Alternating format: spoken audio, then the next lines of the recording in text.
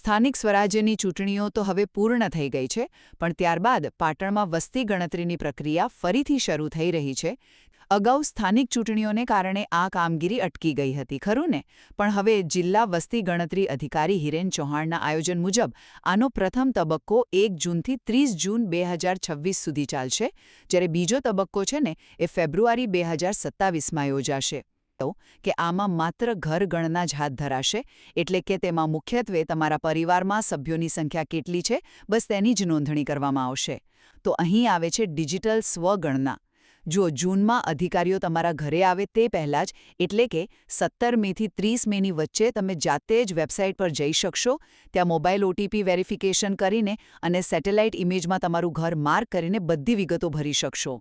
અહીં એક નાનકડી ટીપ: આ પ્રક્રિયામાં જે યુનિક નંબર જનરેટ થાય ને એ ખાસ સાચવી રાખજો, કારણ કે જ્યારે વસ્તી ગણતરી અધિકારી ઘરે આવે ત્યારે એ જ નંબર તમારે બતાવવાનો રહેશે.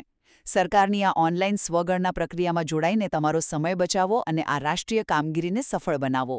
તો મિત્રો, હું છું નિલેશ શ્રીમાળ અને આપ જોઈ રહ્યા છો English time news 24. Educational update માટે અને તમામ નવા શૈક્ષણિક સમાચારો માટે અત્યારે જ ચેનલને સબસ્ક્રાઇબ કરી દેશો, જેથી અવનવા વિડીયો સૌથી પહેલાં તમને મળતા રહે. Thank you very much.